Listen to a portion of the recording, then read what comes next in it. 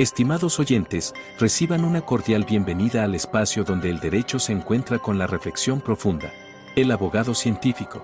Este foro es nuestra dedicación a explorar las intersecciones entre las disciplinas jurídicas y el pensamiento crítico, ofreciendo un escenario para el diálogo intelectual y el desarrollo personal en el mundo del derecho. Acompaña a Andrés Arellano en este viaje de indagación y descubrimiento. Cada capítulo está diseñado para profundizar en cómo el razonamiento analítico influye y fortalece nuestras prácticas legales, desafiando las convenciones y fomentando un entorno de aprendizaje basado en la comprensión y el razonamiento lógico. El abogado científico se compromete a ser una ventana a la exploración de conceptos jurídicos a través de la lente de la metodología y filosofía científica, con un fuerte enfoque en el análisis crítico y la evidencia. Este enfoque nos permitirá abordar temas desde una perspectiva única, desentrañando las complejidades del derecho y promoviendo una práctica legal más reflexiva y fundamentada. Así, los invito a embarcarse en esta aventura de conocimiento, donde juntos exploraremos los principios que forman la esencia de la abogacía. Prepárense para un viaje hacia la comprensión profunda y el enriquecimiento intelectual. Bienvenidos a El Abogado Científico.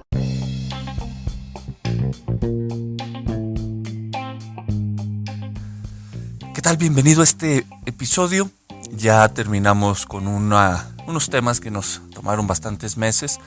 Ahora vamos a tocar diferentes aspectos desde la práctica de la abogacía, por supuesto.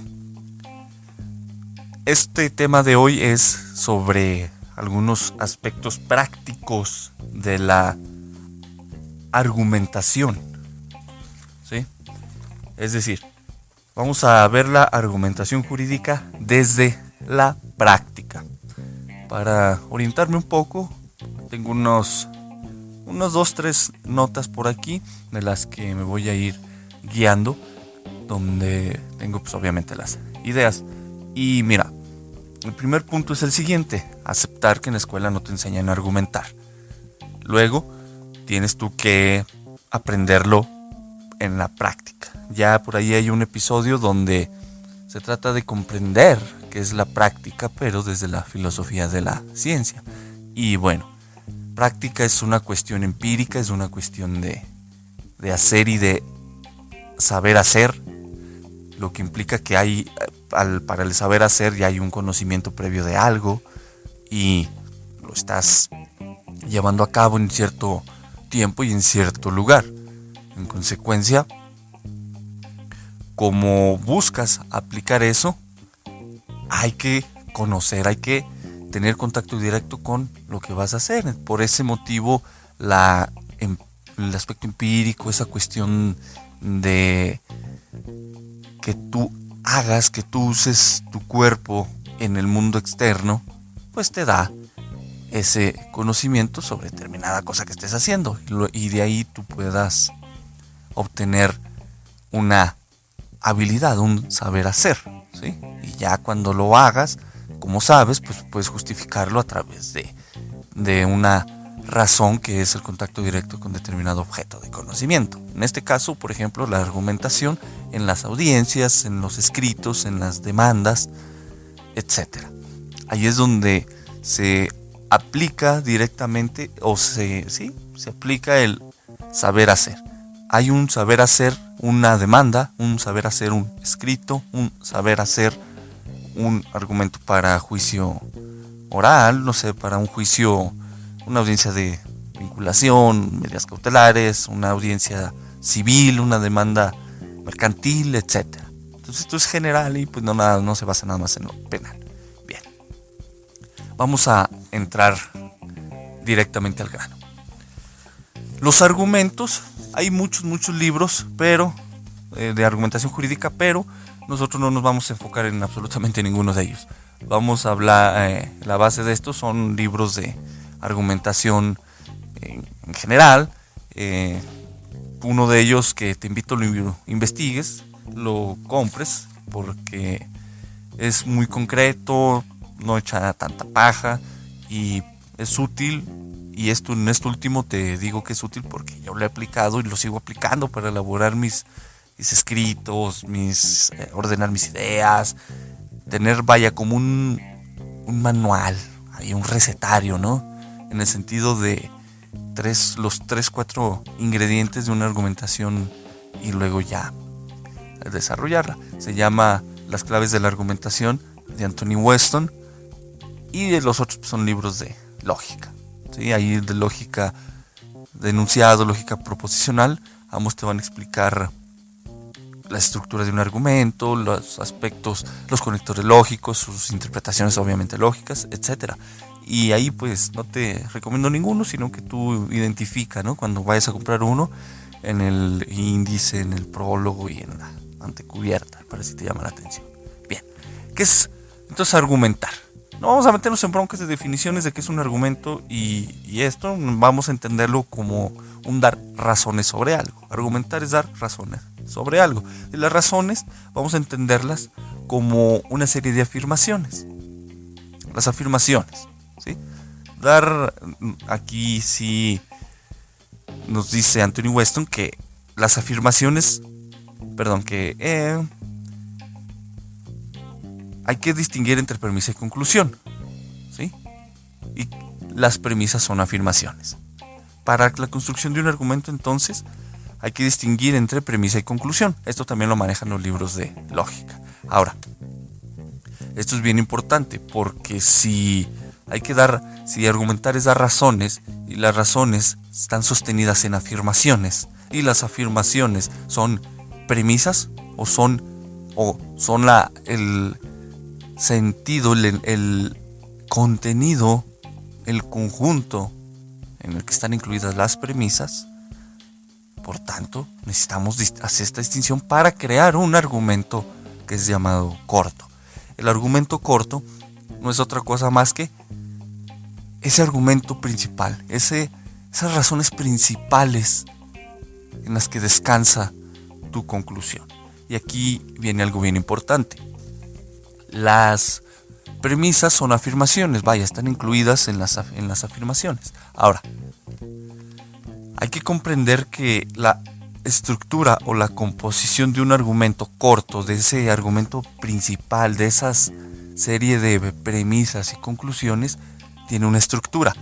Y ojo aquí, son entendidas desde la lógica como de tres formas. En la premisa, la conclusión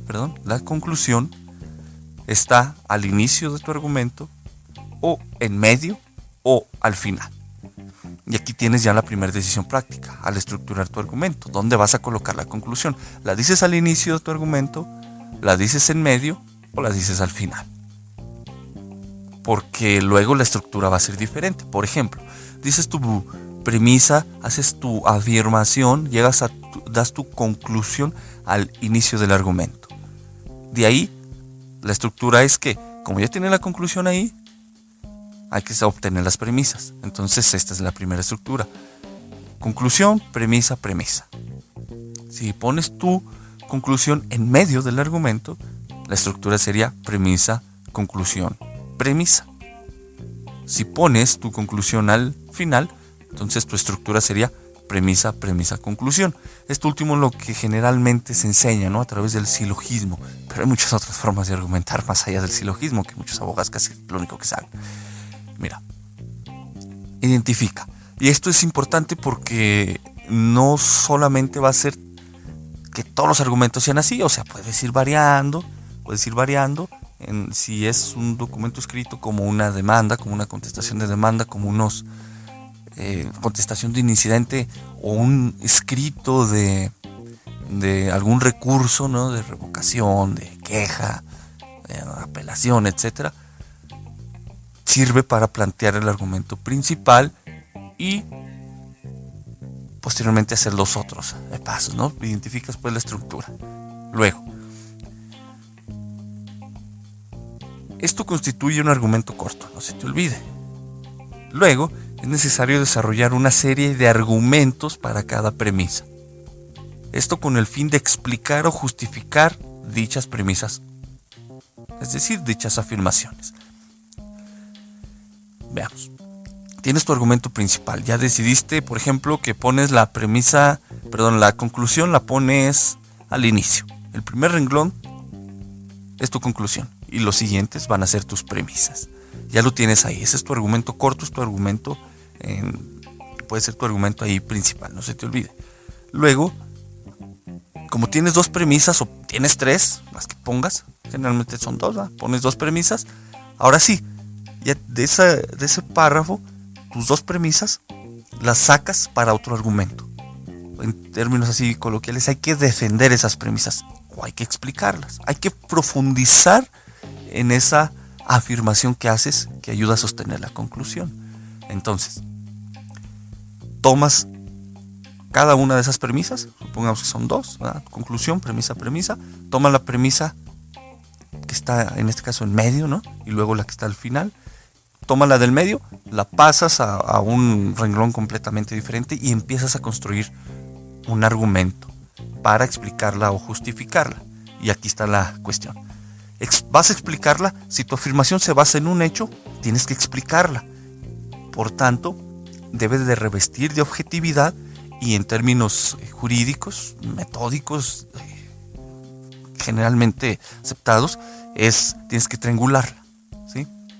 Si esa afirmación, si esa premisa se basa en un hecho, en el argumento que vas a construir para explicarla, tiene que haber objetividad y una triangulación, porque no se te olvide que hay que darle, en el campo jurídico hay que demostrar nuestras afirmaciones como abogados, ¿verdad? Como vamos a una autoridad, la autoridad, si esta parte de un hecho, hay que arrimarle las famosas pruebas, ¿no? Datos de pruebas estás en lo penal y pruebas en algún otro campo jurídico. En consecuencia, triangular, tres, ¿no? O sea, no es complejo comprenderlo. Si no hay tres, con dos, pero contundentes. Pero no avientes esa premisa si no es objetiva y no está triangulada.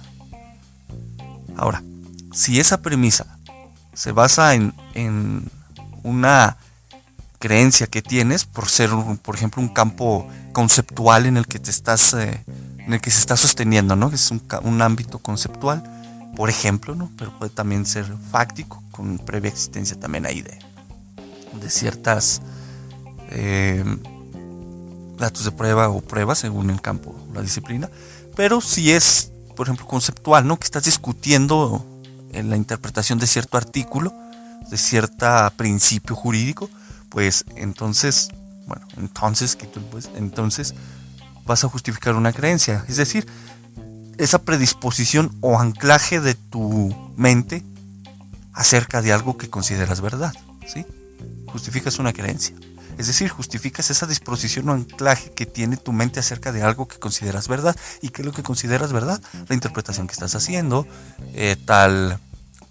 aplicación de cierto principio, de cierta regla, de cierto artículo, etcétera. Esto último, por ende, pues, es subjetivo y por ese motivo hay que justificar. Y aquí en la justificación nuevamente vas a tener que dar una serie de argumentaciones que sean de antemano lógicas. En la explicación, en la justificación, incluye lógica. Ahora, esto es literalmente con cada premisa, sea que tu conclusión esté al medio, esté al final, tienes las premisas, hay que agarrarlas, hacer un argumento, y este argumento pues ya habrá de explicar o justificar esa premisa, habrá de tener objetividad y triangulación, y en consecuencia pues ya se tomará en cuenta, se construye, el producto final es la construcción, y así vas desarrollándolo. Ahora, te he hablado que hay que construir un argumento. Hay varios tipos de argumentos mediante los cuales puedes explicar y justificar tus premisas. Antes de llegar a los tipos de argumentos es necesario dar un repaso, porque ya asumo que sabes sobre principios lógicos y cómo identificarlos. En consecuencia vamos a hacer un repaso de esto de manera muy, muy concreta. El primer principio es el de identidad, ¿no? De lo que es, así bien concreto. Aquí, pero ¿cómo sabes que lo que es, verdad? Que A es A. Mira, tienes que estudiar lógica de antemano. Y de ahí profundizas y te vas a dar cuenta que ciertas figuras jurídicas que ciertos conceptos a veces se contradicen. Incluso los argumentos de los jueces pueden contradecirse. Esto pasa, por ejemplo, en lo civil, en lo mercantil, en lo laboral y pues bueno, también en lo penal. ¿Y cómo se da? Hay veces que los jueces los cambian de jurisdicción, ¿sí? Hacen sus movimientos administrativos, dura un juez 1 o 2 años, lo cambian, llega otro con los expedientes, empieza a arrojar sus autos y a veces trae un criterio diverso al otro y ahí encuentra la contradicción. Y por ejemplo, algunos le pueden dar valor a todas tus actuaciones, otros le pueden dar a algunas, y si te fijas todos y algunas, hay que ver si algunas niegan al todo y ver si esto puede significar alguna posible contradicción o simplemente una reafirmación lógica en un sentido diverso. Es decir, si trata de hacer ver algo, si no afirma o si afirma algo o si supone la existencia de alguna cosa, y de ahí, por ejemplo, el todo, ver si usa palabras de este tipo, ¿no? Todo, ningún, algún. ¿Sí? Estas palabritas son importantes porque a veces hay contradicciones entre ambas, ¿no? Con el todo y el algún, a veces hay contradicciones. Para esto te puedes apoyar de un cuadro de oposición o una tabla de oposiciones, desde la lógica proposicional.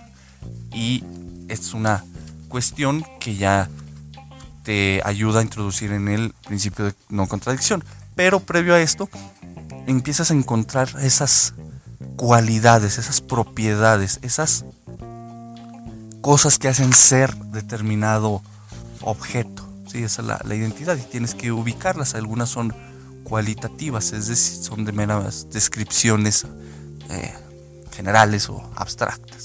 Luego, ahora sí la contradicción. Ya conoces esta serie de propiedades, de cualidades de determinado principio, regla, concepto, figura, etc. Y si hay una contradicción, es decir, que algo, en términos muy concretos, que el ser es y no puede no ser en el mismo tiempo y lugar, encuentras contradicciones. Y esto suele pasar, a veces no son tan evidentes y por eso necesitas poner atención a los conectores lógicos que se emplean en la estructura de un argumento y la estructura propia del argumento, porque a veces hay muy complejos, ¿no? Que se usan 2, 3 argumentos como premisas y otro como conclusión, pero bueno, es otro tema. Esta serie de contradicciones se suele dar también cuando cambian de jueces o hay nuevos secretarios de acuerdo, etcétera. Nos sale una idea, hay un acuerdo previo afirmativo, o luego entra otro que es negativo y puede haber ya una contradicción ahí, porque algo afirma que es y el otro que no es. Y ya, tienes material para empezar a construir tu argumento, plantear tu conclusión y tus premisas. ¿Sí? El silogismo es una sola forma de argumentar, hay otras. Bien. Hasta aquí es esta cuestión de los principios. Luego estamos con el principio de identidad y luego el de no contradicción. Profundizando un poco más en esto del principio de no contradicción, que te hablé sobre estudies o te apoyes un poquito en tablas de oposición, hay palabras, por ejemplo, que usan los jueces, ¿no? Para lo general, pues esta es una, ¿no? En lo general, o en todos los casos, o en la mayoría de casos. Y cuando baja a lo particular utiliza en este caso, o en el caso que nos ocupa, o en el presente. Entonces pon atención al tipo de palabras que utiliza, porque de ahí tú puedes ir extrayendo una serie de contradicciones, no nada más con el cambio de juez, sino también con lo que diga el juez que corresponda, tu contraparte, por supuesto, y cualquier otra persona, incluso tú mismo. El otro principio es el de tercero excluso, y en términos así bien prácticos es el siguiente: o tienes razón tú o tienes razón tu contraparte. ¿Sí? Es decir, que no cabe un término, no cabe un tercero de ahí que, bueno, si el juez sale con alguna otra cuestión, pues es donde puede caber, ¿no? Violación del principio. Esto puede darse son muchísimas situaciones. A veces viene la cadenita, ¿no? De donde se contradice, llega una conclusión contradictoria y luego sale con otra premisa, y esta premisa ya violenta el tercero excluso. Ahora, hay otro principio, es el de otro principio, el cual a veces se habla. Generalmente se dice que son tres, ¿no? El de identidad, el de no contradicción y tercero excluso, pero hay quienes colocan el de razón suficiente.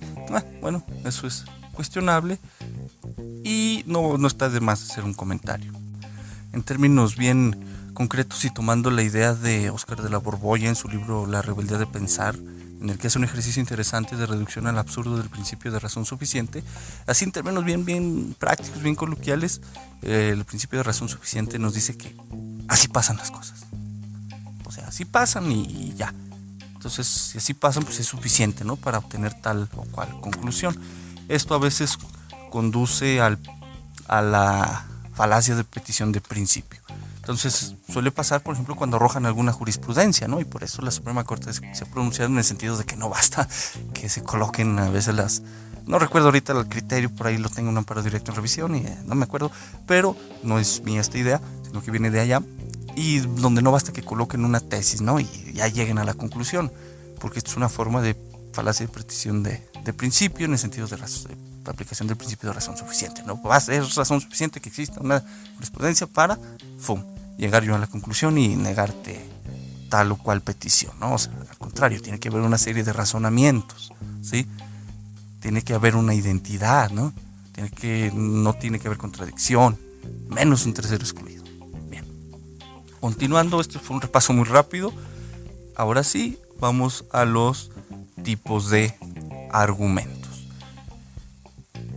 Te estuve platicando hace ratito que tienes un argumento corto, un argumento ahí principal con alguna estructura, conclusión, premisa, conclusión, premisa, o tus dos premisas y la conclusión. Este se parece al silogismo, pero en realidad es una forma estructural de un argumento.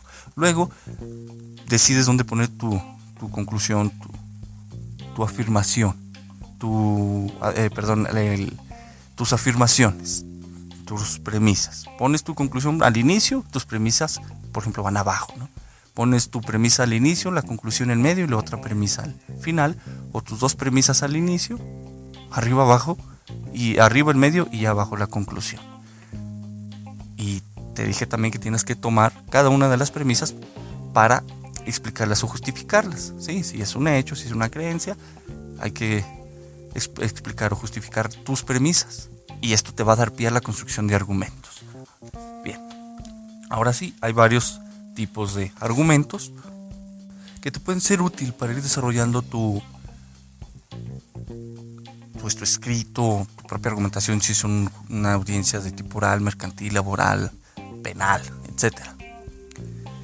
Hay argumentos mediante ejemplos, por analogía, de autoridad, acerca de las causas, los argumentos deductivos, ¿no? Donde ya se utilizan los famosísimos y muy conocidos silogismos, y cada uno te puede dar herramientas muy interesantes. Puedes hacer combinaciones de ambos, meter argumentos de autoridad. Por ejemplo, cuando citas, me estoy adelantando, pero cuando citas jurisprudencia estás empleando un argumento de autoridad. Puedes ir mezclando pues con los argumentos acerca de las causas, junto con un argumento deductivo, y vaya, ahí vas jugando, ¿no? Con esto, y al final mantienes cierta estructura, mantienes cierto orden en tus propias premisas, en tu propia conclusión y tus demás argumentos, y ya, bueno, puede parecer razonable lo que estás diciendo, o que no estás pues sacándote de la manga mucha forma estructural que estás empleando. Estás tratando de evitar contradecirte, estás planteando bien la identidad de las cosas, ¿sí? Y estás tratando de evitar caer en falacias. Esto ya será otro episodio. Vamos a explicar así de manera muy concreta, práctica, los argumentos mediante ejemplos. Dice Anthony Weston que los argumentos mediante ejemplos ofrecen uno o más ejemplos específicos en apoyo de una generalización. Y mira, aquí está la clave. Comprende esa cuestión de generalización, ¿sí? Una generalización, un todos, ¿sí? Las palabras como todos, muchos, ¿sí? Estas palabritas ya te ayudan a usar una generalización o usar un plural, ¿sí? Si no vas a anteponerle el todos, el muchos, usar pluralizar, y ya de ahí vas a empleando la generalización para después ir sosteniendo tu conclusión. Por ejemplo, pones tu conclusión otra vez al inicio y las siguientes premisas vienen derivadas de ejemplos, vienen derivadas de generalizaciones. ¿Sale?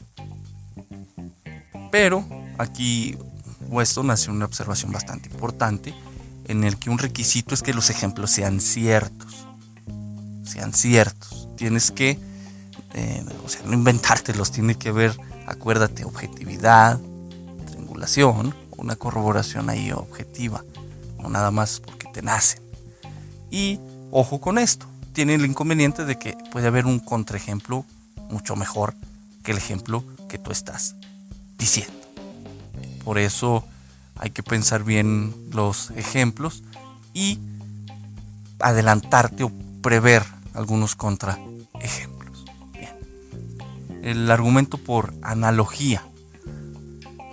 En este argumento nos dice Anthony Weston que en vez de multiplicar los ejemplos para apoyar una generalización, discurren de un caso o ejemplo específico a otro ejemplo, argumentando que debido a que los dos ejemplos son semejantes en muchos aspectos, son también semejantes en otro aspecto más específico. Esto último es la clave, ¿no?, para entender el argumento por analogía. Tienes dos casos, dos cosas, dos objetos que tienen características similares, son semejantes, y de ahí puedes extraer tú una característica más específica, ¿no? Por ejemplo, la luna es como un plato, porque ambos son redondos, ¿sí? Uno está en el espacio exterior, otro está en tu cocina, pero los dos tienen la característica de ser redondos, ¿no? Una analogía. Entonces, ¿en qué se parece la luna y el plato? O sea, que son redondos. Este tipo de pregunta te puede ayudar a plantear el argumento por analogía, ¿no? Va a buscar un objeto ahí característico, en qué se parece esta cosa con la otra. Por eso uno de los principios incluso de derecho civil es resolver, ¿no?, algunos casos a través de analogía, y así en este tipo de razonamientos. No, si te fijas, no es muy complicado, lo vas a hacer de la misma manera, ¿no? O sea, vas a plantear tus premisas, ¿sí?, tu conclusión ahí igualmente, siguiendo la misma estructura. Tu premisa, que es la comparativa concreta, y luego ya las razones, ¿no?, del por qué. Bien. Vamos a continuar con el de autoridad. Y este es bien interesante y muy útil. El argumento de autoridad es, en términos así bien concretos, el que más se usa en el derecho, ¿no? El que más usan jueces, abogados, académicos.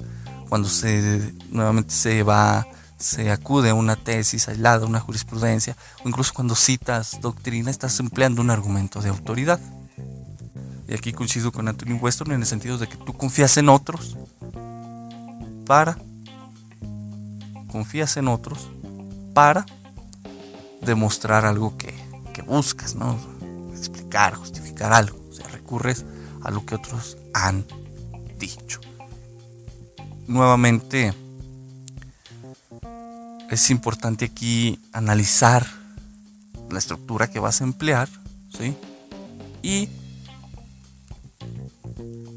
otras características que los voy a tomar de Anthony Weston para analizar los argumentos de autoridad, porque hay veces en materias civiles, mercantiles, laborales, y a veces, a pocas veces en lo penal, donde citan cierta doctrina, y para atacar ese tipo de argumento de autoridad hay que prestar atención, por ejemplo, a las fuentes que cita. Ahorita profundizamos en esto. Primero vamos a ver la estructura del argumento de autoridad, nuevamente, que nos da Anthony Weston, que es útil, por eso te lo estoy compartiendo. La la forma general es la siguiente. X dice que Y. Por lo tanto, Y es verdad. X es ese autor, esa autoridad civil administrativa, vaya. Ese sujeto del que tú estás apoyándote, en el que tú estás confiando, porque, por supuesto, guarda relación con lo que pretendes, ¿no?, demostrar. Y como X, ese sujeto dice que Y, dice tal aspecto que te interesa de tu construcción argumentativa, por tanto asumes que Y, ese aspecto de tu construcción argumentativa es verdad. X dice que Y, por lo tanto Y es verdad. Esta es la forma general, ¿no?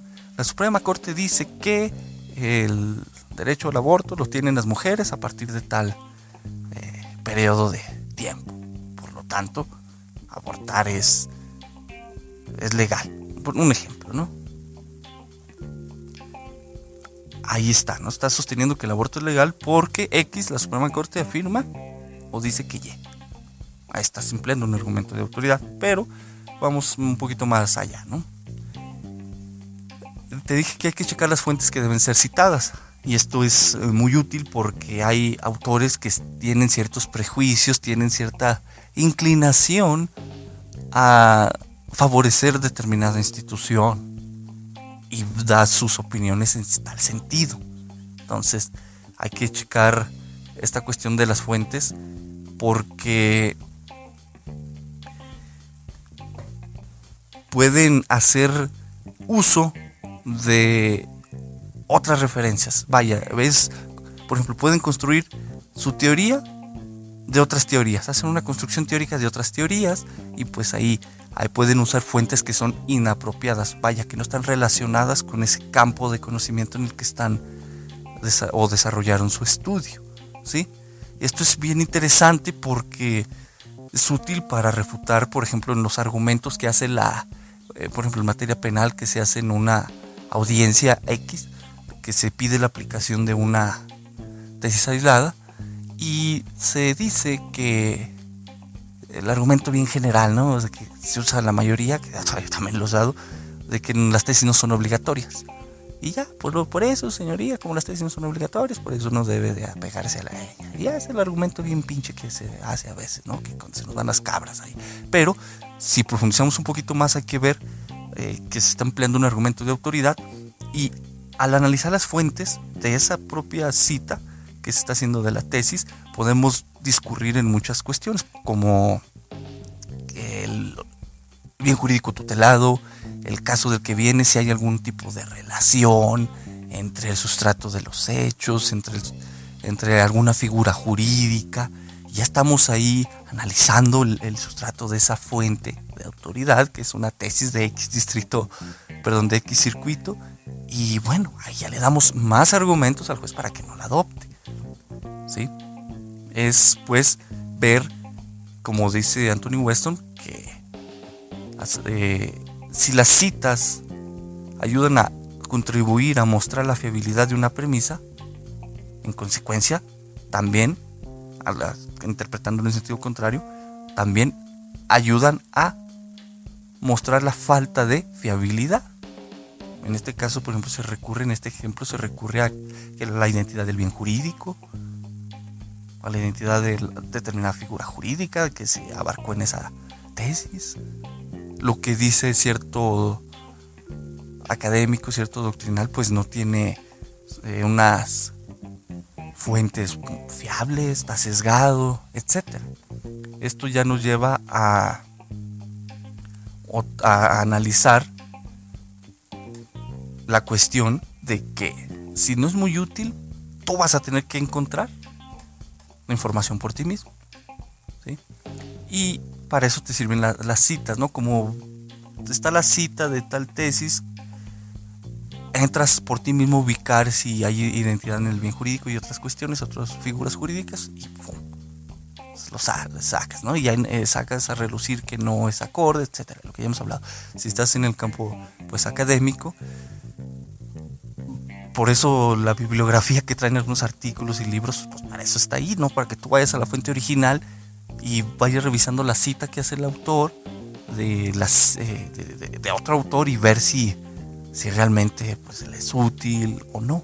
Entonces esa es la cuestión, ¿no? Para los argumentos de autoridad, su construcción, pero también para combatirlos. Y esto tiene que ver sobre esta cuestión de cualificación que dice Anthony Weston, ¿no? De si están bien informadas, si se han sometido a ese campo de estudio, etc. Y a lo que te hablé de la imparcialidad al inicio también. Bueno, algo que hay que evitar mucho son evitar las famosas falacias de los hombres de paja, vaya, ataques personales, para desacreditar el argumento de autoridad. Bien. Otro argumento interesante es el argumento acerca de las causas, ¿sí? Esto se usa mucho en cualquier disciplina, en penal, un poquito es un poquito notorio en penal. Es más notorio en penal, pero se utiliza en cualquier disciplina, por eso también es útil. Y aquí es bien importante comprender conceptos como relación y correlación, porque no es lo mismo algo que está relacionado o algo que está correlacionado, es decir, algo que tú pretendes darle a algo que tú pretendas darle la causa, el origen de determinado efecto, puede no serlo, puede estar correlacionado, puede relacionarse con otra cosa que realmente sea el origen de la causa de determinado efecto. Esto se da, por ejemplo, en penal, ¿no? Ya sabes, es el campo que mayormente trabajo. Se da cuando en determinado delito, en determinada figura, tratan de incluir, por ejemplo, en las tentativa de homicidio, ¿no? Se utiliza a veces una correlación entre decir amenazas, te voy a matar, te voy a chingar, o ya valiste madre, o expresiones de este tipo que hace a veces el sujeto activo, con la intención, ¿no? Bueno, con la intención, con la actividad encaminada a privar de la libertad de otra persona. Entonces, esta es una correlación. Si te fijas, por sí mismas, si quitamos la actividad del sujeto activo por sí misma, podrían ser unas amenazas, pero cuando hay actividad se correlacionan. No son la causa de que de que el disparo de arma de fuego se haya realizado o no se haya realizado. No, la causa es la propia actividad de la persona, sino que está correlacionada a esta. Dirían coloquialmente, van junto con pegado, ¿no? Se da la actividad privativa que intenta privar de la vida a otra persona y a su vez se van pronunciando estas palabras que muestran esa intención, ¿no? Esa cuestión ahí ultra dolosa, o en términos de la teoría tradicional, esos elementos subjetivos distintos al dolo, ¿no? O sea, ese elemento subjetivo, perdón, no es distinto al dolo, es elemento subjetivo. Y corrijo también porque ni es ultra doloso. Ahí hay cosas de manejar mucha información al momento. Bueno, el punto es, comprende este tema de la correlación, y en este ejemplo de la tentativa donde se da el elemento subjetivo, no esta cuestión de dolo, como lo vemos los que seguimos el modelo lógico, esta cuestión del dolo, y cómo se relaciona. Se usa mucho también, por ejemplo, en desapariciones forzadas, en donde se correlacionan ciertas amenazas con la actividad o el secuestro, ¿no? Y con la actividad propia del secuestro, ¿no? De amenazas previas, hay correlaciones, y esto es interesante porque hay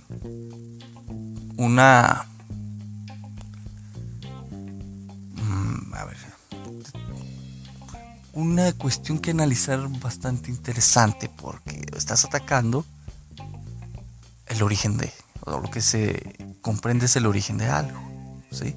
Si una persona fue privada de su libertad, si una persona fue privada de su vida, si una persona tiene una lesión, partimos, por ejemplo, de lo que dice Mario Bunge, ¿no? De un problema inverso. Del efecto, vamos a ir a buscar la causa. Si es una o hay correlaciones. Porque estamos tratando de explicar.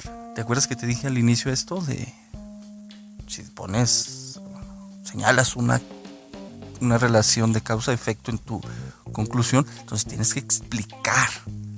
Y aquí entra la cuestión de la objetividad, de la triangulación, no se te olvide. Porque hay que explicar cómo ese argumento conduce al efecto. como acertadamente nos lo explica Weston. Cuando pensamos que A causa B, usualmente pensamos no solo que A y B están correlacionados, sino también que tiene sentido que A cause B. Los buenos argumentos entonces no apelan únicamente a la correlación de A y B, también explican por qué tiene sentido para A causar B. Cierro cita. Aquí está el otro aspecto de la correlación, ¿sí? Acá la correlación de causas es un aspecto, pero aquí ya la correlación propiamente entre A y B, o sea, la causa y el efecto, ¿sí? Es desde el punto de vista del autor. Él dice que esto tiene sentido, porque la correlación de A y B tiene sentido por el hecho de que A causa B, ¿te fijas? Entonces nosotros ahorita correlacionamos dos conductas, dos aspectos como causas, ¿sí? Tratando de delimitar cuál es la causa real. Y pues el efecto, si la persona es privada de libertad de la vida o casi es privada de la vida, ¿no? Con una tentativa, pues ahí se tiene el efecto. Y desde el punto de vista del autor, esto está correlacionado con las correlaciones anteriores en sí formarían una sola correlación para el efecto que se causó con la conducta del sujeto activo. Bien, esto es bien importante porque nosotros como abogados defensores y también los abogados patronos, mandatarios judiciales, etcétera, argumentamos con razonamientos de este tipo, ¿no? De argumentos de causas. Hay que ser muy específicos, ¿sí? Muy específicos para dejar claro, perceptible, comprensible las correlaciones de varias actividades que pueden ser causa de un efecto y, por tanto, tratar de analizar otras causas probables, ¿no? Aquí tenemos que pensar en sentido afirmativo y negativo. Afirmativo en que nosotros llegamos a la convicción de que tal causa produce un efecto, pero analizar lo contrario. ¿Habrá otras causas que expliquen ese efecto? ¿Sí? Y esto se da mucho. Nosotros partimos de esta segunda cuestión, ¿no? En un inicio, cuando conocemos el caso, el fiscal afirma que la conducta del cliente ocasionó el efecto, ¿no? La actividad fue idónea para causar el resultado. En algunos casos hay resultado material o resultado formal, en algunos otros, el delito. Pero, ¿hay otra causa? ¿Sí? Esto ya daría lugar a otras cuestiones de un delito imposible, otras cosas, ¿no? Pero veamos, un poquito más particular. El análisis de otro tipo de causas implica un razonamiento profundo para las explicaciones, y esto lo sacamos de la objetividad de la triangulación, según de las pruebas que haya y según, pues ahora sí que del grado de objetividad que tú manejes, ¿no? Porque si estás atrapado todavía un tanto en la subjetividad, va a haber problemas, sesgos y demás cuestiones al analizar el material. Por tanto, para analizar otras causas probables hay que triangular. Por eso el principio de triangulación es importante, ¿no? Porque el material nos va a decir, y si no nos dice otra causa probable, pues podemos tener fijar una creencia, es decir, un estado subjetivo acerca de la verdad de lo que estamos ahí afirmando. Bien. Vamos a continuar con dos observaciones que hace Anthony Weston bastante interesantes sobre esta cuestión de la correlación. Hechos correlacionados no están necesariamente relacionados, y hechos correlacionados pueden tener una causa común. Empiezo con esta última porque ya te la expliqué. Los hechos correlacionados pueden tener una causa común, es decir, estar diciendo amenazas está correlacionado con la actividad idónea para privar de la vida, y estos dos tienen una causa común, ¿sí? Se juntan para hacer una causa común de un ejemplo, pero, como bien dice Anthony Weston, algunas correlaciones no son relaciones entre causa y efecto, sino que representan dos efectos de alguna otra causa. Es decir, vamos un poquito más para atrás, ¿sí? Vamos de efecto a causa. Lo que podemos decir como causa puede ser el efecto de otras causas. Siguiendo este ejemplo de la tentativa de homicidio, donde hay amenazas, donde hay actividades idóneas para privar de la vida, puede ser incluso el efecto de otra causa. Puede ser, por ejemplo, que la persona esté atendiendo a una legítima defensa, ¿no? Porque está siendo amenazada por la otra. Por ejemplo, se me ocurre, ¿no? Ya tenemos que recurrir a los hechos, a la objetividad, a la triangulación, pero este es un ejemplo nada más para ilustrar lo que vamos de adelante hacia atrás, ¿sí? Esta última cuestión ha sido analizada por filósofos de la ciencia, en específico Mario Bunge, ¿no? Que es el que planteó esta cuestión de los problemas inversos, que vamos de efecto a causa, ver si esa causa no es efecto de otras causas. Esta es la clave. El efecto, cuando tomas un caso penal, el fiscal ya tiene su relación de causa y efecto. Pero hay que ver, partir nosotros como abogados defensores del efecto, analizar la causa y ver si esa causa no es efecto de otra causa. Esta es la clave de este argumento de causa, ¿sí? Para el análisis.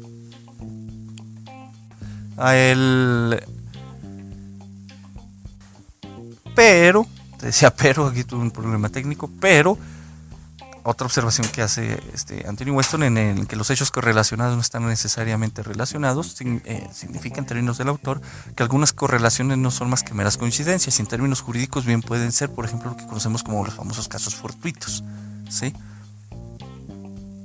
Un ejemplo. Bien, continuamos.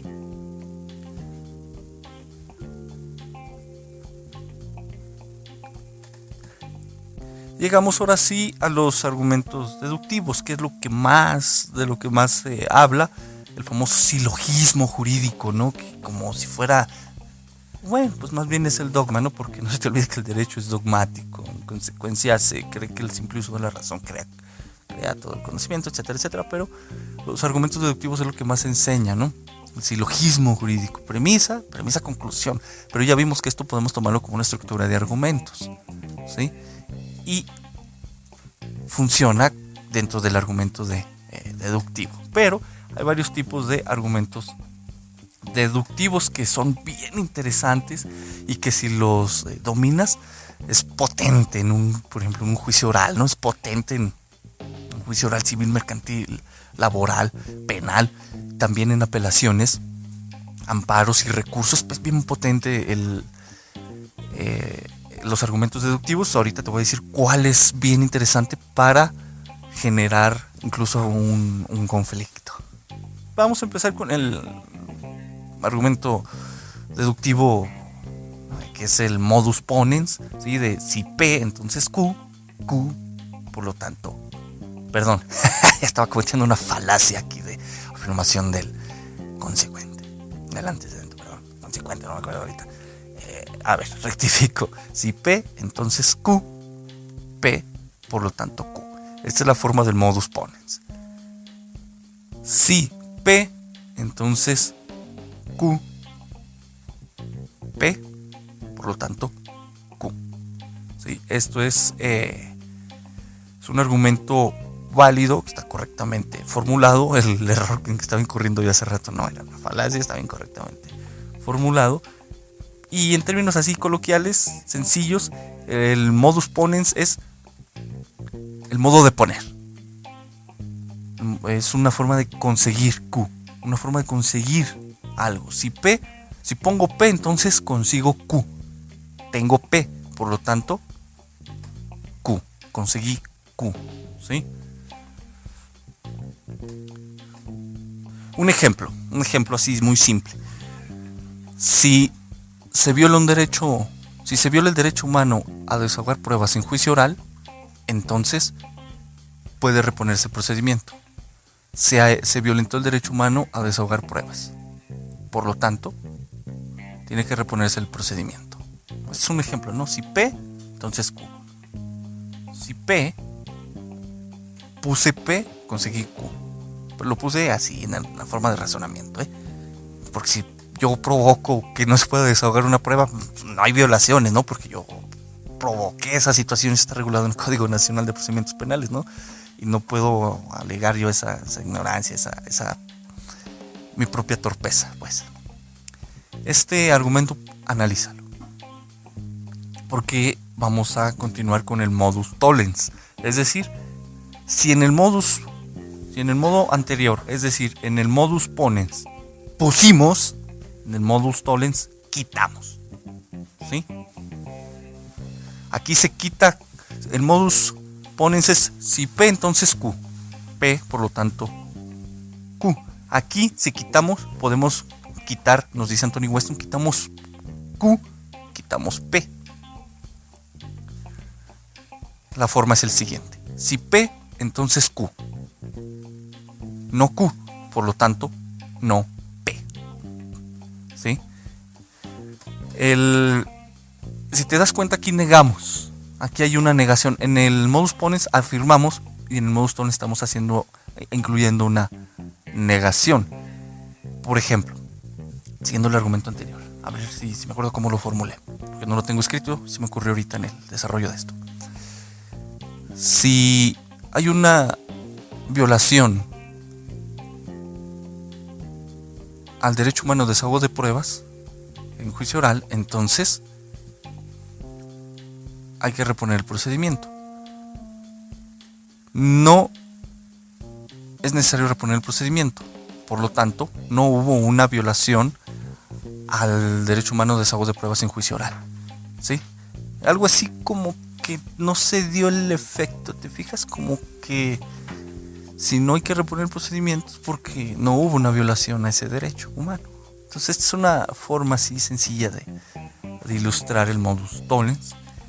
Y vamos a continuar con la clave. Mira, antes de continuar, la clave de esto, ¿cuál es? Que no se dé el efecto, que no se dé Q. Que no se dé Q. Después del entonces, que no se dé esa cuestión que sigue del entonces, ¿no? Si no se da, no se da en la anterior. Quitamos uno, pues, quitamos Q y quitamos P. Si no se da Q, entonces no hay P. O P no fue razón suficiente. Vaya, no fue suficiente, no razón suficiente. Esto es un principio, sino fue condición suficiente, ¿sí? Para posiblemente provocar Q. Bien. La clave aquí es checar si el antecedente es condición suficiente para que se dé el consecuente. P es el antecedente, Q el consecuente. Ojo con eso.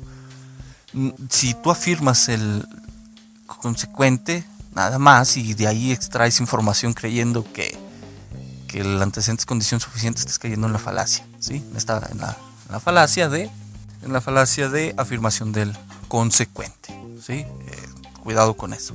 Esta es la cuestión aquí con los modus tollens y el modus ponens, cuidar no caer en esta falacia de afirmación del consecuente, ¿sí? Acuérdate, modus ponens pone, modus tollens quita. Es decir, el antecedente no es condición suficiente para que se dé el consecuente. En el modus tollens y en el modus ponens, el antecedente sí es condición suficiente para el consecuente. Bien. El silogismo hipotético. Este es interesante. Te voy a ser franco, lo he utilizado poco en el campo jurídico, pero de las veces que lo he utilizado ha sido interesante en la construcción, en su análisis, pero no, bueno, a mí no me ha ayudado a conseguir ciertos resultados, me ha ayudado más otro, pero este es útil porque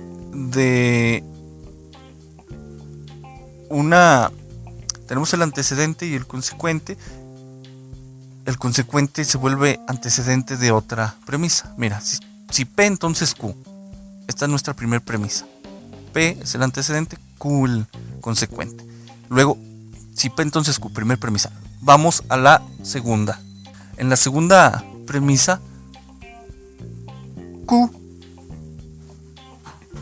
se vuelve, en cierto modo, el antecedente, iba a decir P, pero se vuelve más correcto, se vuelve antecedente, y hay que buscarle el consecuente. Entonces, ves siguiendo en tu mente esta forma. Si P, entonces Q. Q, entonces R. ¿Me explico?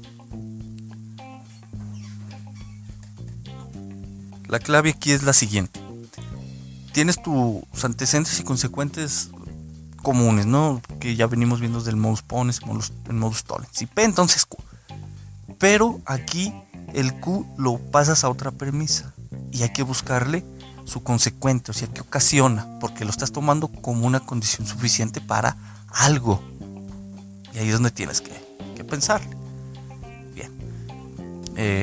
Por eso es interesante, pero el silogismo disyuntivo, ¿sí? Este anterior argumento es el silogismo hipotético. El silogismo disyuntivo es el que yo suelo usar mucho, me gusta, pero pone un reto reflexivo bastante interesante. Esta es de la forma siguiente: P o Q. No P, por lo tanto Q. Vaya, su nombre lo dice, ¿no? Silogismo disyuntivo. ¿Es una o es otra? ¿Es P o es Q? Así de sencillo. Si no es P, entonces va a ser Q. Si no es Q, entonces va a ser P. Esto no tiene mucha complejidad, pero hay que reflexionar, ¿no? Para justificar por qué es P en vez de Q o por qué es Q en vez de P. Acuérdate que estas son las premisas, ¿no? Y otro argumento es el dilema. Este también yo lo uso mucho, es muy interesante, también tiene un reto reflexivo detrás y el esquema del argumento debe ser muy muy concreto para que quede claro el dilema, ¿no? O sea, a ver, es el dilema, o sea, escucha el nombre, ¿no? O sea, como que por cuál me voy a decidir, ¿no? La forma válida del argumento es el siguiente: P o Q. Si P, entonces R. Si Q, entonces S. Por lo tanto, R o S. Vamos a analizarlo. Si P o Q. Acuérdate que P o Q son tus premisas, ¿sí? P o Q aquí funcionan como antecedentes, vaya, como condiciones suficientes de algo. Si tomas P, entonces vas a tener tu antecedente, tu condición suficiente que ocasiona algo. Si P, entonces R. O sea, R es el consecuente de P, ¿sí? Pero ya tienes ahí una opción. Partes de dos premisas, P o Q. Si P ocasiona esto, Q ocasiona esto otro. Q, entonces S. Entonces, cada una ocasiona o tiene consecuencias diferentes. Y hay que decidir en cuál de las dos consecuencias va a ser, por decirlo coloquialmente, la buena, ¿no? Por lo tanto, R o S. Una premisa te va a dar cierta consecuencia, otra premisa, otra consecuencia, y luego toman las consecuencias y ahí está el dilema, ya creaste el dilema, o es una consecuencia o es otra, es una consecuencia o es otra. Esto es bien, bien interesante. Por ejemplo, si tú quieres plantear violaciones a derechos, si quieres plantear si de la información que te ha surgido de tu objetividad, de tu triangulación, estimas que va a haber un conflicto en el juicio oral, sea civil, mercantil, laboral, etcétera, o en la apelación o en el amparo, planteale a la autoridad un dilema, créale un dilema. Obvio, te pueden salir y te van a salir, pues ya sabes que las autoridades son muy astutas, con el falso dilema, ¿no? Le van a dar la contraria. Lo que plantea la defensa, lo que plantea el actor, lo que plantea el abogado es un falso dilema. Pero te tiene que decir por qué.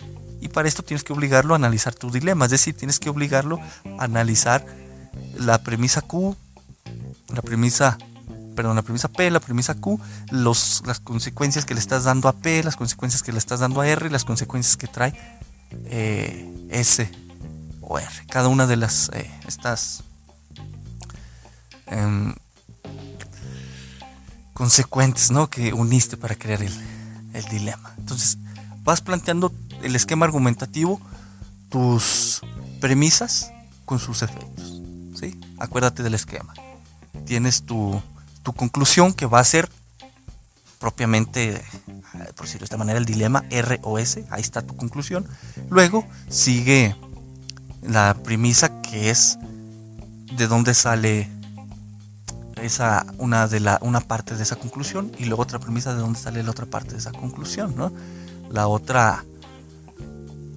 El otro consecuente, de dónde sale, vas a tener que ir justificando de dónde sale cada consecuente. Esta es la clave para el dilema. Soy honesto, es útil.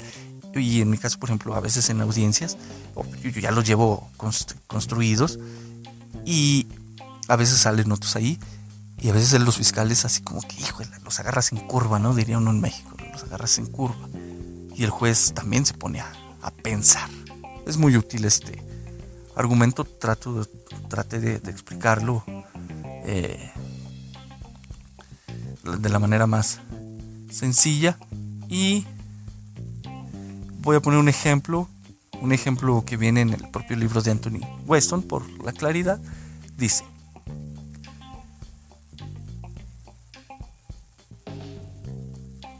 hay un dilema al que cualquier oposición a una injusticia triunfante en la naturaleza de las cosas está sujeta. Si usted no hace nada, será considerado un cómplice de las medidas a las que su silencio asiste. Si usted resiste, será acusado de provocar al irritable poder a cometer nuevos excesos. La conducta de la parte perdedora nunca aparece como correcta. Analizado es el siguiente, ya extrayendo sus premisas en este ejercicio que hace Anthony Weston. Son las siguientes: ¿usted es acusado de causar nuevas provocaciones o es considerado un cómplice? Aquí tenemos esta cuestión de P o Q. Si usted es acusado de causar nuevas provocaciones, su conducta parece equivocada. Aquí tenemos P, entonces Q. Si usted es considerado un cómplice, su conducta parece equivocada. Aquí tenemos la otra parte, ¿no? Q, entonces S. A ver, sí, Q, P, entonces R, Q, entonces S. Sí, es en la que vamos. Si usted es considerado un cómplice, su conducta parece equivocada. Q, entonces S. Por lo tanto, su conducta siempre parece equivocada. Ahí está la conclusión, porque en este ejemplo todas nos conducen al mismo dilema, ¿no? O es esta o es esta. Siempre está equivocado o siempre está equivocado, ¿sí?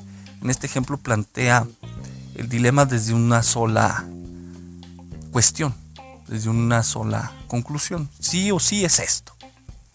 Entonces, esto es ilustrativo porque te da otra forma. En lo que te expliqué es o es una o es otra, y en este ejemplo viene de que o es esta o es esta. Vaya, no hay otra opción. Bien. El otro argumento es el de reducción al absurdo, y también es potente cuando tú quieras construir o reducir algo al absurdo, porque a veces se escucha esto en audiencia. Hay que tener claro que es una versión del modus tollens, nos dice Weston, y efectivamente la lógica también lo ve como una versión del modus tollens, ¿sí? Aquí no se puede hacer otra cosa más que aceptar la conclusión. Esto nos dice Anthony Weston. No se puede hacer otra cosa más que aceptar la conclusión. Esta es la clave de la reducción al absurdo. Mira, te acabo de comentar que no se puede hacer otra cosa más que la conclusión. O sea, sí o sí es esto. Pero la clave aquí es entender, como tal, literalmente como nos dice Anthony Weston, que tal como se denomina a menudo, establecen pues sus conclusiones, mostrando que la negación de la conclusión conduce al absurdo. Cierro cita. Esta es la clave. Comprende que la negación de una conclusión es lo que conduce al absurdo. Y como la negación de la conclusión conduce al absurdo, entonces, como no se quiere esto, hay que aceptar la conclusión. Como no queremos caer en el absurdo, hay que aceptar la conclusión. Esta es la clave de este argumento. Una cuestión importante aquí es que como tú vas desarrollando tus argumentos, vas usando argumentos de autoridad, argumentos por analogía, por ejemplos, los combinas. No se te olvide que todo esto puede combinarse y en ese entramado de combinaciones que vas haciendo va surgiendo el de reducción al absurdo, ¿sí? Esto es también importante. El esquema que nos da Anthony Weston es el siguiente. Para probar P, se asume no P. Esto es, que P es falso. De esta asunción se deriva una implicación. Q. Se muestra. Q es falso, contradictorio, estúpido, absurdo. Se concluye P. Vamos a ver. Para probar determinada proposición, asumes, o sea, lo contrario, o sea, que es falso, que esa proposición, que esa premisa es falsa. Rectifico, que esa premisa es falsa. Al asumir que es falsa, habrá una consecuencia. Esa consecuencia es Q. Luego, hay que mostrar cómo Q es falso, es decir, cómo es absurdo. Ahí está. Cuando estás haciendo el ejercicio argumentativo para mostrar cómo ese consecuente, esa implicación, esa consecuencia de asumir que tu premisa es falsa, es donde se encuentra lo absurdo. Y como no queremos algo absurdo, entonces no hay que asumir que tu premisa es falsa, sino al contrario, hay que asumir que es real, que es verdadera, que es verdadera. ¿Sí? Este es el ejercicio de reducción al absurdo. Va de nuevo. Para probar tu premisa, hay que partir de que es falsa, ¿sí? Asumes que es falsa. Como vas a asumir que es falsa, va a haber una consecuencia. Luego, tu trabajo es explicar esa consecuencia como falsa, decir por qué obtener una consecuencia de este tipo al negar tu premisa es absurda. Y como va a ser absurda y no queremos cosas absurdas en nuestra argumentación, no hay que asumir entonces que nuestra premisa es falsa, sino lo contrario, hay que asumir que es verdadera. Este es el argumento de reducción al absurdo. Pocas veces lo he utilizado en apelaciones a amparos, pero es interesante. Y al final es comprender que en la práctica justamente combinas, y aquí yo sí coincido con Anthony Weston, de que combinas muchos tipos de argumentos. Empiezas con un argumento de causa-efecto, metes un argumento de analogía, creas un dilema con los dos anteriores, porque o es una causa o es otra, por ejemplo, ¿no? Y mostrando que los dos no están correlacionados. Y si quieres que el juez acepte sí o sí tu conclusión, hazle un ejercicio al absurdo, un argumento al absurdo. Y bueno, ahí es donde tienes tú que ir jugando. Este es el aspecto práctico de la composición argumentativa de audiencias para tus escritos. ¿Sale? Lo que te va a servir siempre va a ser crear un esquema, ¿sí? Llevar un esquema de lo que quieres mostrar. Agarra un hoja en blanco, una pluma, siéntate y pon tu idea que traigas ahí que quieras demostrar, ponla como conclusión y tienes que sentarte, pensar, buscar qué argumentos vas a querer construir, y aquí es donde te va a tomar tiempo y reflexión, y al hacerlo vas a ver unos resultados bastante interesantes en comparación con otros que nada más se sientan y avientan al chingadazo así las argumentaciones, ¿no? En lo que yo creo que debería de hacerse esto y que es falso por esto y esto, ¿no? Y cuando los empiezas a analizar sus argumentos, ves que no traen una estructura, no es como que intentó ser un argumento de un silogismo hipotético demasiado básico y un modus ponens, ¿sí? Etcétera. Intentó ser un modus ponens, etcétera, un modus tollens, o sea, quiso poner algo, quiso quitarlo, pero le falló en algún paso de la construcción. De ahí te agarras y le destruyes el argumento, haciendo un argumento tal vez de causas, porque el fallar en alguna construcción argumentativa trae el efecto de que sea un argumento inválido y por lo tanto falso, y sus razones no pueden ser verdaderas por tal o cual motivo, en el sentido de que puede haber otras causas que lo explican mejor. Luego de ahí le puedes crear un dilema al juez, a tu contraparte, al magistrado, a quien quieras, pero esto toma tiempo y por eso es importante sentarte y escribirlo, analizarlo y evitar hacer esto del chingadazo. Cuando no hay poco tiempo para hacerlo, si ya vas dominando todo esto, no vas a batallar, ¿no? Ya planteas tu estructura del argumento, luego pones tu estructura, luego como ya traes en la mente este tipo de argumentos, el deductivo, el ponens, el tollens, el de poner, el de quitar, el hipotético, el dilema, el absurdo, traes en mente el de analogía, el de autoridad, y ya no dices, como que esta premisa como que la puedo sostener con un argumento de este tipo, con un argumento por analogía, o con un argumento de causas, o no, un argumento del modus, un deductivo, no un modus tollens, quito algo de ahí. Y ahí, ¿no? Vas haciendo tu trabajo. Es laborioso, pero es por eso práctico. Esto hay que hacerlo para irlo comprendiendo y así ya vas desarrollando esta habilidad, como te dije al inicio, este saber hacer, ¿sí? Esta cuestión del contacto directo con tu objeto de conocimiento, que es la argumentación, pero en el campo práctico, con su aplicación práctica, no nada más teórica en un manual, ahí tratando de filosofarle sobre lo que es argumentar, etcétera, sino aplicarlo, cómo te sirve, y tienes que hacerlo. Por eso, mira, cómo me sirvió a mí.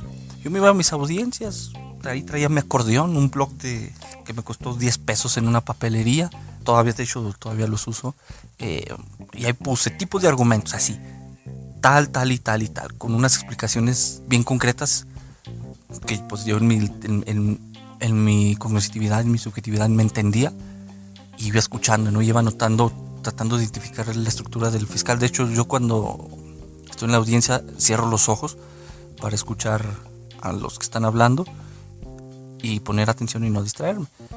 Ya voy escuchando, es decir, como voy anotando, pues chingue a 20, ahí como va quedando. A veces me quedan chuecas las anotaciones, pero ya me acostumbré y ahí más o menos quedan derechitas, y ahí me voy echando reojo y a la vez voy tratando de ver dónde está el error. Y el blog, como lo tengo enfrente, al momento que abro los ojos, lo primero que veo es los tipos de argumentos y luego ya identifico cuál me puede servir, ¿sí? Y te digo, casi siempre cae el del dilema, pero también cae el de cuando citan tesis, el argumento de autoridad, ¿verdad? Analizar lo que ya te expliqué, y pues algunas otras reglas, ¿no? A veces, te soy franco, sí me ha pasado que pues me he contradicho, a veces en las audiencias, y ya cuando caigo y ya me contradije y tengo que, como todavía no termino de explicar, tengo que reacomodar el argumento, hacer ver que me equivoqué y rectificarlo. Bueno, suele pasar por estar hablando en la audiencia, pero cuando estoy en el escritorio, que estoy sentado escribiendo un recurso, una apelación, o apoyando a un colega o haciendo otra cosa, hay más tiempo de reflexión y de experimentar con varios tipos de argumentos, y el que se vea más potente, por decirlo de esta manera, es el que se queda. En consecuencia, estos son los aspectos prácticos, ¿sale? Esta estructuración de esta composición de tu argumento. Sientas, te escribes tu idea, identificas qué argumentos con los cuales quieres trabajar, luego los creas. Ahí estás haciendo una forma de experimentación, y ya el que más te convence es el que utilizas. Si estás sentado, si estás en audiencia, escríbelos en un blog y hay unas pautas. Y verás que esto es muy útil. Hasta aquí el episodio, muy concreto, un tanto largo, ya van a ser de 50 minutos, de 30 minutos ya van a pasar la mayoría de episodios, pero a lo mejor te va a servir, ¿no? Te va a servir. Si no, pues bueno, busca algún otro libro, pero el chiste es que te pongas las pilas. Faltaron las falacias. Este es un tema que honestamente recurre a un autor que te llame la atención. A mí no me llama tanto la atención hacer de momento un episodio de falacias, un poquito más adelante, tal vez. es interesante y es muy útil, ¿no? Porque hace rato que te estaba diciendo que encontrar las fallas en los argumentos del fiscal es justamente encontrar algún tipo de falacias, y esto también es necesario hacer como una listita y de los tipos de falacias, pues son un chingo, son muchísimas, y en la práctica te va a decir más o menos cuáles son las que se dan comúnmente en un proceso judicial, un civil, mercantil o penal. Entonces ya es cuestión práctica, ¿no? De identificar las más comunes. Es lo que te puedo decir de momento. Nos escuchamos y espero pronto estar hablando del modelo lógico del derecho penal. Hasta luego.